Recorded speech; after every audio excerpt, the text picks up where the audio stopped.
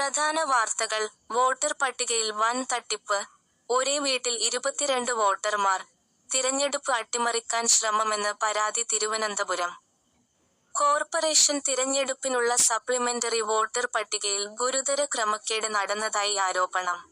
ഒരേ വീട്ടുവിലാസത്തിൽ 22 പേരെ ഉൾപ്പെടുത്തിയെന്ന് ചൂണ്ടിക്കാട്ടി പ്രദേശവാസിയായ ധനേഷ് കുമാർ കോർപ്പറേഷൻ തിരഞ്ഞെടുപ്പ് ചുമതലയുള്ള അഡീഷണൽ സെക്രട്ടറിക്കു പരാതി നൽകി.